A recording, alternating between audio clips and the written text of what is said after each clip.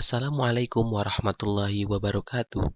Perkenalkan, saya Muhammad Salman Al-Farisi, peserta Latsar CPNS 2022 dari kelompok 2, angkatan 47, bimbingan dari tutor Bapak Dr. Andes Rahmat Suyatna MPD. Untuk kali ini, saya akan mempresentasikan tentang review pada materi dari agenda 1. Mari kita simak. Pada agenda 1, kita akan membahas tentang 3 materi, yaitu wawasan kebangsaan, nilai-nilai bela negara, isu kontemporer, dan kesiapan bela negara. Wawasan kebangsaan dan nilai-nilai bela negara. Nilai-nilai utama dari bela negara. Yang pertama, memantapkan wawasan kebangsaan. Yang kedua, menumbuh kembangkan kesadaran dalam berbela negara. Yang ketiga, memahami sistem administrasi negara maupun struktural birokrasi negara. Jika kita sudah memahami tentang nilai utama dari bela negara, maka saatnya kita masuk ke dalam wawasan kebangsaan.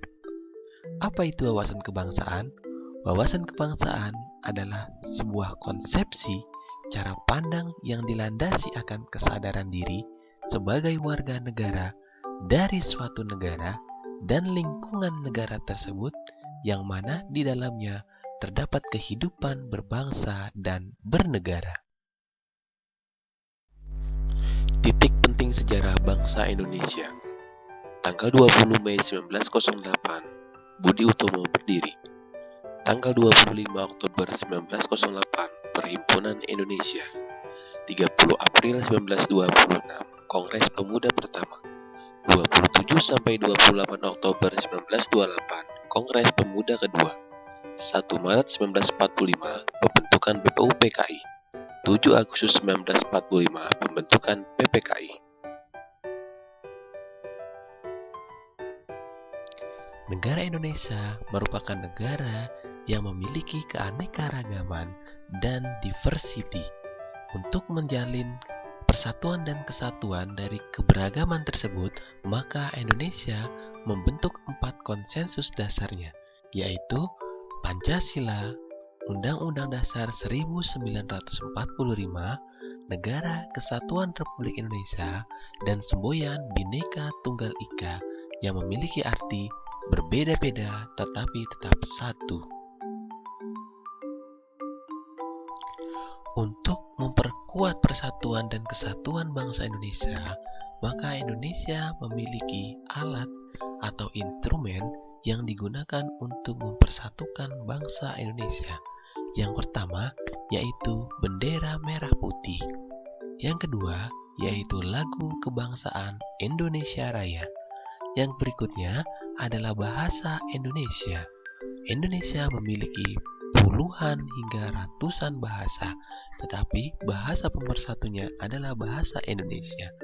Kemudian, Indonesia pun memiliki lambang menjadi pemersatu lambang-lambang seluruh budaya di Indonesia, yaitu lambang Garuda. Sistem administrasi negara Kesatuan Republik Indonesia, yaitu 1.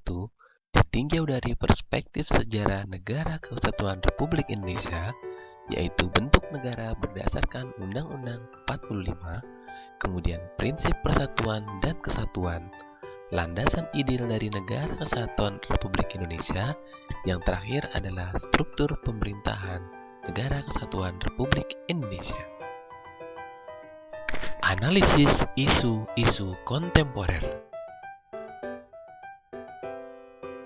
Lingkungan strategis bagi ASN atau yang bisa mempengaruhi kedudukan dari profesionalisme seorang ASN, diantaranya dari lingkup terkecil yaitu adalah individu sendiri, yang kedua keluarga, yang ketiga komunitas dan budaya, yang keempat nasional, dan yang lebih luas lagi adalah faktor dari global, dan dunia. Untuk mengedepankan profesionalisme dari seorang ASN, maka perlu mengetahui fungsi dan tugas ASN. Tugas ASN dan fungsi ASN adalah melaksanakan kebijakan publik, melayani publik, dan menjadi agen pemersatu dan kesatuan negara Republik Indonesia. Untuk dapat menjalankan fungsi dan tugas dari ASN, maka seorang ASN harus melaksanakan segala tanggung jawabnya dan tugas-tugasnya secara profesional.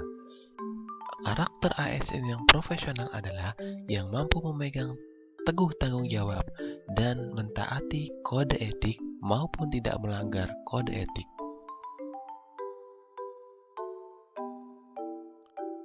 Beberapa isu-isu kontemporer dan juga melanggar kode etik ASN. Pertama, korupsi, kemudian narkoba, radikalisme, proxy war, terorisme, cybercrime, hate speech, dan hoax. Kesiapsiagaan bela negara, mental fisik, sikap mental fisik sosial, sikap tekad sadar, ikhlas dan rela berkorban, cinta NKRI dengan menjaga, merawat, dan berkelanjutan dalam kehidupan berbangsa dan bernegara. Demikian presentasi materi agenda 1. Mohon maaf jika ada salah. Wassalamualaikum warahmatullahi wabarakatuh.